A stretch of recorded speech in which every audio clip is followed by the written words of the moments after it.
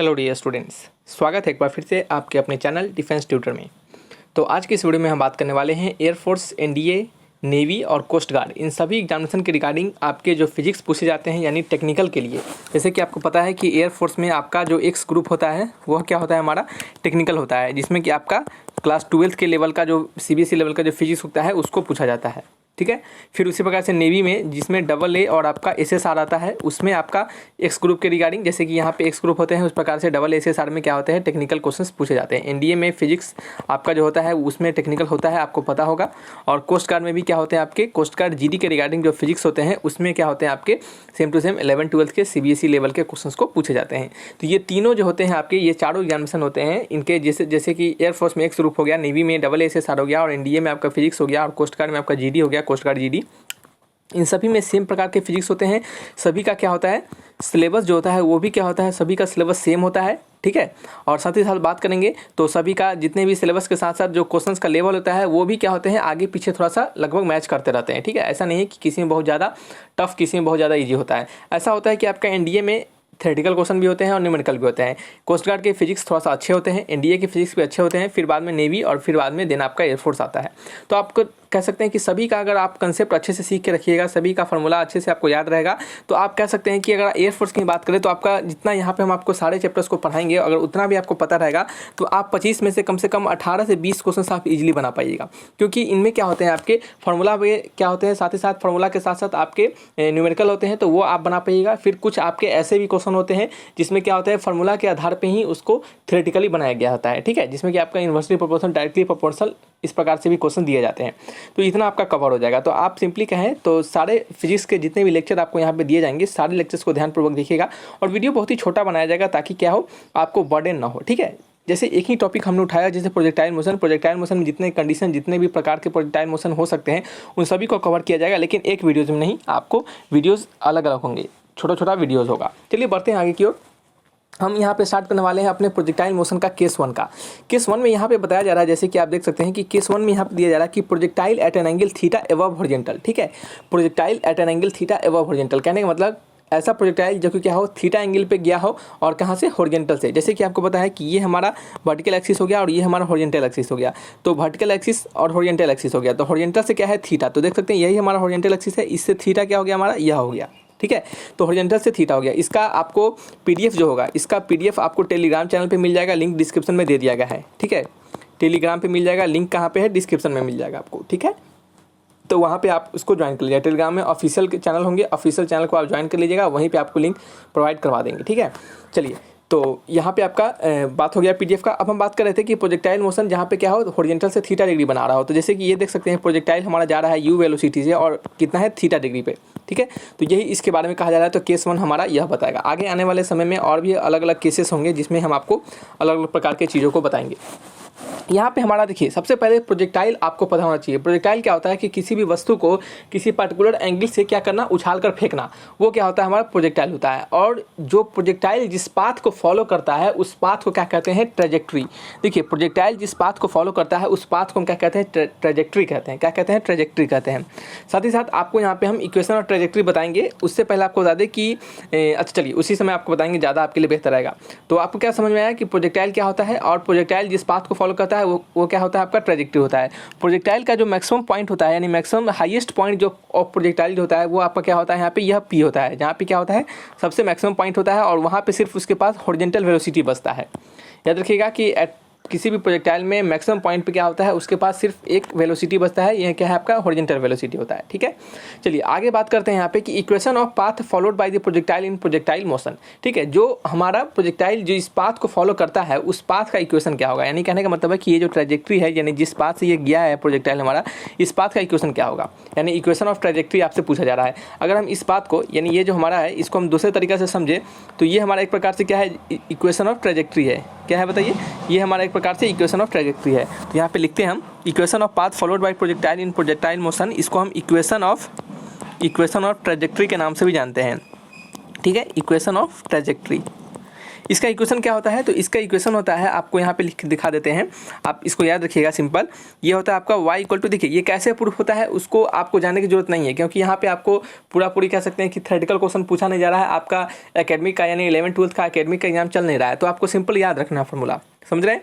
ये सिंपल आपका फॉर्मूला होता है, जैसे कि y इक्वल टू क्या होता है आपका tan थीटा, क्या होता है y equal to tan theta into x, क्या होता है y equal to tan theta into x minus times of g upon 2u square cos square theta into x square, क्या होता है y equal to x tan theta minus g upon 2u square cos square theta into x square. ठीक है, ये क्या होता है हमारा इक्वेशन ऑफ प्रोजेक्टाइल होता है, क्या होता है इक्वेशन ऑफ प्रोजेक्टाइल या फिर इक्वेशन ऑफ ट्रेजेक्ट्री कहते हैं इसे, समझ रहे हैं। अब देखिए हम आपको बता दें कि ये जो हमारा इक्वेशन है ये किस प्रकार का इक्वेशन है। तो ये जो इक्वेशन है हम आपको नेक्स्ट पेज में बताते हैं कि ये जो हमारा इक्वेशन है, कौन सा equation, y equal to x into tan theta minus क्या आपका g upon 2u square cos square theta into में एक्स स्क्वायर, ये किस प्रकार से इक्वेशन है। तो ये जस्ट सिमिलर है किसके, ये जस्ट सिमिलर है y equal to b x minus c x square के। ये जो इक्वेशन है ये इक्वेशन हमारा किसके सिमिलर है, तो ये y equal to b x minus c square के जस्ट सिमिलर है। और ये y equal to b x minus c square ये किसका इक्वेशन होता है, तो ये जो हमारा इक्वेशन होता है ये इक्वेशन होता है हमारे पैराबोला का, किसका, पैराबोला का। तो जो हमारा पाथ ऑफ प्रोजेक्टाइल जो है वो फॉलो करता है, वो उस पाथ का नाम क्या होता है, तो उस पाथ का नाम होता है पैराबोला। ये भी क्वेश्चन बन सकता है कि जो आपका प्रोजेक्टाइल होता है वो जिस पाथ को फॉलो करता है उस पाथ का इक्वेशन क्या होगा, और साथ ही साथ उस पाथ को हम क्या कहते हैं। ये एक पाथ सर्किल होता है, ये एक पाथ पैराबोला होता है, हाइपरबोला होता है, एक स्ट्रेट लाइन होता है, कैसा होता है। तो आपको क्या लगाना है, टिक, पैराबोला लगाना है। तो समझ में आ गया होगा आपको, ये दो कंसेप्ट आपको यहाँ पे याद रखना है, इक्वेशन ऑफ ट्रैजेक्टरी और साथ ही साथ ये कैसा इक्वेशन, किसका इक्वेशन होता है, ये पैराबोला का इक्वेशन होता है। यानी जिस पाथ को फॉलो करता है प्रोजेक्टाइल वो कौन सा पाथ होता है, तो पैराबोलिक पाथ होता है। ठीक है, चलिए आगे हम बात करेंगे यहाँ पे कुछ और इंपॉर्टेंट टर्म्स जो कि आपको प्रोजेक्टाइल में आपको कुछ याद रखने होते हैं। Time to reach maximum height, यानी मैक्सिमम हाइट रीच पहुँचने में जितना टाइम उसको लगता है। मैक्सिमम हाइट पहुँचने का मतलब समझते हैं, जैसे कि ये हमारा प्रोजेक्टाइल यहाँ से उसको थ्रो किया गया और ये जब इस पॉइंट पर पहुँचेगा तो उस पॉइंट पर पहुँचने में उसको कितना समय लगेगा। ठीक है, तो time to reach maximum height उसका फॉर्मूला क्या होता है आपका, तो उसका वैल्यू होता है सिंपली मैक्सिमम हाइट पहुँचने में उसका जो टाइम लगता है उसको हम लिखते हैं time of ascent, t of a, इसे हम टाइम ऑफ एसेंट कहते हैं। और इसका वैल्यू होता है यू साइन थीटा अपॉन क्या होता है, जी, क्या होता है बताइए, you sine theta upon g होता है। ठीक है, अब देखिए ये फार्मूला कहाँ से है आपको थोड़ा सा बता देते हैं, ऐसे जाने की जरूरत नहीं है, आप सिंपली ज़्यादा सही रहेगा कि आप सिंपली फार्मूला को याद रखें। ठीक है, तो यहाँ पे आपको बता दें कि ये फार्मूला जो होता है ये आपका आता है कैसे, जैसे आपने पढ़ा होगा फार्मूला एक क्या होता है फार्मूला कि एस इक्वल टू या फिर चलिए वी स्क्वायर या फिर v equal to u plus a t आपने पढ़ा है। ठीक है, प्रोजेक्टाइल का हमारा मैक्सिमम पॉइंट पे कहा जा रहा है, कहाँ पे, मैक्सिमम पॉइंट पे पहुंचने पे उसका टाइम बताना है आपको। तो जब मैक्सिमम पॉइंट पे पहुंचेगा तो उसका यहाँ पे वेलोसिटी क्या हो जाएगा बताइए, यहाँ पे उसका वेलोसिटी हो जाएगा v या फिर कह सकते हैं ये ux के बराबर हो जाएगा और ux का वैल्यू कितना है, u cos थीटा। तो मैक्सिमम पॉइंट पे उसका u जो होगा इनिशियल वेलोसिटी वो क्या हो जाएगा आपका बताइए। चलिए अच्छा एक काम करते हैं, ये x डायरेक्शन में हम नहीं लेते हैं, इसको हम सारे को y डायरेक्शन में लेते हैं। यानी कहने का मतलब v of y, u of y, a of y और t ऑफ y। ठीक है, चलिए t ऑफ y तो लेने का कोई मतलब नहीं बनता है। तो देखिए एट हाईएस्ट पॉइंट पे, एट मैक्सिमम हाइट पे जो हमारा वेलोसिटी हो जाता है y डायरेक्शन के लॉन्ग, वो क्या हो जाता है देखिएगा, वो क्या हो जाता है आपका 0 हो जाता है। तो हमारा v ऑफ y क्या हो गया आपका 0 हो गया। u ऑफ y क्या है, यानी इनिशियल वेलोसिटी, वो क्या हमारा u साइन थीटा है, क्या हमारा u साइन थीटा है। तो ये 0 हो गया, ये हो गया u साइन थीटा। और जब हमारा प्रोजेक्टाइल ऊपर जा रहा है तो एक्सेलरेशन कहाँ लगेगा, नीचे की ओर लगेगा। वो कौन सा एक्सेलरेशन लगेगा, माइनस टाइम्स ऑफ जी लगेगा, एक्सेलरेशन ड्यू टू ग्रेविटी। और मानते हैं कि ऊपर जाने में उसको टाइम लग रहा है टी ऑफ ए, तो यहाँ से टी ऑफ ए निकालेंगे तो क्या हो जाएगा आपका u साइन थीटा अपॉन जी के बराबर हो जाएगा। देख सकते हैं कि ये जो होता है हमारा इस प्रकार से प्रूफ होता है। तो बहुत ही सिंपल है, आपको इतना प्रूफ नहीं जानना है, नहीं तो वीडियो बहुत लंबा हो जाएगा। ठीक है, आपको सिर्फ हमें फार्मूला याद करवाना है, अच्छे से उसको रिवाइज करवा देना है बस। ठीक है, चलिए जब आपको डिटेल डिस्कशन किया जाएगा उस समय आपको सारे कुछ को बताया जाएगा। Total time of flight, total time of flight मतलब क्या होता है, time of ascent plus time of descent, यानी टोटल ऊपर जाने में टोटल नीचे आने में। तो टोटल ऊपर और टोटल नीचे जाने में कितना लगेगा, ऊपर जाने में लगता है u साइन थीटा अपॉन जी और नीचे आने में भी कितना लगता है u साइन थीटा अपॉन जी लगता है। तो टोटल वैल्यू कितना हो गया 2u साइन थीटा अपॉन जी हो गया, क्या हो गया 2u साइन थीटा अपॉन जी हो गया। नेक्स्ट आगे हमारा ग्रेटेस्ट हाइट, कितना ग्रेटेस्ट हाइट अटेन, यानी सबसे मैक्सिमम हाइट कितना अटेन करेगा। मैक्सिमम हाइट अटेन मतलब आपका ये h का वैल्यू जो आपसे पूछा जा रहा है। तो ग्रेटेस्ट हाइट जो अटेन करता है उसका फॉर्मूला क्या होता है, उसका फॉर्मूला होता है h equal to u square sine square theta upon 2g। क्या होता है? U square sine square theta upon 2g। और आपसे क्वेश्चन अगर यह पूछे कि किस थीटा पे वो मैक्सिमम हाइट को अटेन करेगा, तो यहाँ पे लिखते हैं आपसे पूछा जाए कि अगर किस थीटा पे वो मैक्सिमम हाइट अटेन करेगा, तो यहाँ पे लिखेंगे एट थीटा इक्वल टू, कहाँ पे? एट थीटा इक्वल टू 45, चलिए 45 नहीं, at theta equal to 90 degree, h equal to h max, यानी हाइट जो होगा वो सबसे क्या होगा? मैक्सिमम होगा। कहाँ पे? At theta equal to 90 degree. कैसे हमने ये बोला? तो देखिए क्या सिंपल समझते हैं कि यहाँ पे थीटा साइन थीटा पे डिपेंड कर रहा है हमारा हाइट। तो साइन थीटा का वो कौन सा वैल्यू होगा जहाँ पे हमारा ये क्या होगा? साइन थीटा मैक्सिमम होगा। ठीक है, यानी साइन थीटा जिस थीटा पे मैक्सिमम होगा उसी मैक्सिमम पे हमारा एच भी मैक्सिमम होगा। ठीक है, तो उसी प्रकार से आपको पता होगा कि साइन जो होता है वो 90 डिग्री पे क्या होता है? मैक्सिमम होता है। ठीक है, तो हमारा अगर साइन 90 पे मैक्सिमम होगा तो ये एच भी क्या होगा? 90 पे मैक्सिमम हो जाएगा। तो अगर बात करें कि वो मैक्सिमम हाइट होगा कितना, तो सिंपली हम थीटा जहाँ पे 90 डिग्री डाल देंगे तो एच मैक्स इक्वल टू क्या हो जाएगा? हमारा एच मैक्स इक्वल टू हो जाएगा u square sine square 90 degree upon क्या होगा? अपॉन हो जाएगा 2 इंटू जी। साइन 90 का वैल्यू क्या होता है? 1 होता है, तो यू स्क्वायर अपॉन क्या हो गया? 2g हो गया। तो यहाँ से हमें एच मैक्स का वैल्यू कितना पता चल गया? वो पता चल गया हमें यू स्क्वायर अपॉन 2g, यानी थीटा इक्वल टू कहाँ पे? 90 डिग्री पे हमारा जो एच मैक्स होगा यानी मैक्सिमम हाइट होगा वो कितना होगा? यू स्क्वायर अपॉन 2g होगा। तो कभी कभी ये भी क्वेश्चन पूछ देता है कि किस थीटा पे हमारा एच मैक्स क्या होगा? हाइट जो होगा वो सबसे मैक्सिमम होगा। ठीक है, अब बात करते हैं हॉरिजॉन्टल रेंज के बारे में। हॉरिजॉन्टल रेंज को हम आर से डिनोट करते हैं, और इस आर का वैल्यू क्या होता है? इस आर का वैल्यू जो होता है, फॉर्मूला होता है वो होता है आपका u square sine 2 theta upon g. ठीक है, ये फार्मूला होता है। आपसे पूछा जाए कि थीटा के किस वैल्यू पे हमारा आर जो है वो मैक्सिमम हो जाए, तो आप यहाँ पे लिखिएगा at theta equal to 45 degree. ठीक है, क्योंकि देखिए अगर यहाँ पे हम 45 डिग्री डालेंगे तो 45 गुने 2 क्या हो जाएगा? 90 हो जाएगा, और साइन 90 का वैल्यू क्या होता है? सबसे मैक्सिमम होता है। इस कारण से हम यहाँ पे थीटा इक्वल टू 45 डिग्री ले रहे हैं। ठीक है, कंफ्यूज नहीं होना है। थीटा इक्वल टू 45 डिग्री क्या हो जाएगा हमारा? थीटा इक्वल टू 45 डिग्री पे हमारा आर जो होगा वो किसके बराबर हो जाएगा? आर मैक्सिमम के बराबर हो जाएगा। तो यहाँ पे अगर हम डालेंगे तो r equal to u square sine 2 into 45 degree upon g. तो यहाँ से हमें आर का वैल्यू कितना निकलेगा? यू स्क्वायर अपॉन जी निकल जाएगा। एच मैक्स का वैल्यू क्या निकलता है? तो एच मैक्स का वैल्यू निकलता है यू स्क्वायर अपॉन 2g, और आर मैक्स का वैल्यू निकलता है हमारा यू स्क्वायर अपॉन जी। ये क्या है? हमारा आर मैक्स है। ये क्या है? हमारा आर मैक्स है। ठीक है, चलिए आगे की ओर बढ़ते हैं। आगे की ओर हमारा कुछ इंपॉर्टेंट पॉइंट्स है, कुछ इंपॉर्टेंट पॉइंट्स है। ये पॉइंट्स आपको याद रखना है, आपको काम आएगा। ठीक है, क्वेश्चन बनाने के समय। तो यहाँ पे लिखा गया है कि इंपॉर्टेंट पॉइंट में सबसे पहला पॉइंट लिखेगा एट हाईएस्ट पॉइंट पे एट HIGHEST। ठीक है, एट हाईएस्ट पॉइंट। कुछ इंपॉर्टेंट नोट कीजिएगा हाईएस्ट पॉइंट के लिए। हाईएस्ट पॉइंट पे जो हमारा वेलोसिटी होता है वो कितना होता है? हमने आपको बताया कि हाईएस्ट पॉइंट पे जो वेलोसिटी होता है वो सिर्फ v ऑफ x के बराबर होता है। क्या होता है? v ऑफ x के बराबर होता है, और v ऑफ x किसके बराबर होता है? u cos थीटा के। ठीक है, तो एट हाईएस्ट पॉइंट हमारा v इक्वल टू क्या हो जाएगा? हमारा सिंपली u ऑफ x के बराबर हो जाएगा, और जो कि क्या हो जाएगा? सिंपली u नॉट कॉस था। u नॉट यहाँ पे या फिर v नॉट यहाँ पे सिंपली कहा जा रहा है कि ये इनिशियल वेलोसिटी है। ठीक है, ऐसा कुछ रॉकेट साइंस नहीं है। हम बात करते हैं कि एट हाईएस्ट पॉइंट पे हमारा जो मोमेंटम होगा वो कितना होगा? तो मोमेंटम इक्वल टू होता है मास इंटू वेलोसिटी। तो मास का वैल्यू m रहेगा, और वेलोसिटी का वैल्यू क्या है? v not into cos theta. Eight highest point पे मोमेंटम क्या हो जाएगा? m v not cos theta हो जाएगा। अगर हम बात करते हैं कि एट हाईएस्ट पॉइंट पे काइनेटिक एनर्जी कितना होगा, तो काइनेटिक का फॉर्मूला होता है half of m v square. तो हाफ ऑफ में रहने देंगे, और v हमारा क्या है? v नॉट कॉस थीटा है हाईएस्ट पॉइंट पे, तो उसको यहाँ पे डाल देंगे तो v not square cos square theta हो जाएगा। ठीक है, ये 3 बात आपको याद रखना है। दूसरा इंपॉर्टेंट नोट क्या है हमारा, उसको यहाँ पे लिखिएगा। दूसरा इंपॉर्टेंट नोट है हमारा नंबर 2 में।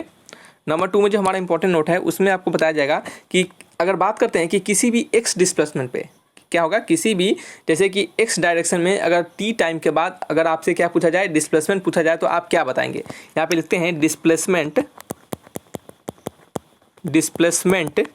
इन x, कहाँ पे? After t second. यानी आपसे पूछा जा रहा है कि t सेकेंड के बाद जो x डायरेक्शन में डिस्प्लेसमेंट होगा उसका वैल्यू क्या होगा। तो सिंपल सा बात है कि t डायरेक्शन यानी x डायरेक्शन में हमारा कोई एक्सेलरेशन नहीं है। आप यहाँ पे देखेंगे कि जो एक्सेलरेशन है वो सिर्फ कहाँ पे काम कर रहा है? तो वो सिर्फ हमारा y डायरेक्शन की ओर काम कर रहा है, जो कि क्या है? हमारा g है। x डायरेक्शन में हमारा कोई भी एक्सेलरेशन नहीं है। ठीक है, तो हमारा x डायरेक्शन में अगर t सेकेंड के बाद अगर आपसे कोई पूछे कि डिस्प्लेसमेंट कितना होगा, तो वो कितना होगा? Simply velocity into time. क्या होगा? Velocity into time. तो वेलोसिटी कितना है बताइए? तो वेलोसिटी है हमारा x डायरेक्शन में v not cos theta into क्या हो जाएगा? सिंपल t हो जाएगा। अगर यहीं आपसे पूछे कि डिस्प्लेसमेंट आपको बताना है, क्या बताना है? डिस्प्लेसमेंट बताना है। ठीक है, डिस्प्लेसमेंट बताना है इन कहाँ पे, वाई डायरेक्शन में आफ्टर टी सेकेंड के बाद। तो क्या होगा बताइए, तो देखिएगा टी सेकेंड में क्या है हमारा एक्सेलरेशन भी है, वाई डायरेक्शन में क्या है हमारा एक्सेलरेशन भी है जो कि क्या है जी के बराबर है। तो उस कंडीशन में हमारा डिस्प्लेसमेंट क्या हो जाएगा, उस कंडीशन में जो हमारा फॉर्मूला लगेगा वो क्या लगेगा, U T minus half of eighty square. तो यू क्या है यहाँ पे वी नॉट साइन थीटा, मान लेते हैं टाइम टी लग रहा है आपसे दिया जा रहा है, टी सेकेंड में पूछा जा रहा है, तो v naught sine theta minus times of half of a t square होता है। तो ए का वैल्यू क्या है जी है, टी का वैल्यू सिंपल क्या हो जाएगा टी स्क्वायर हो जाएगा। तो क्या हो गया v naught sine theta into t minus half of g t square.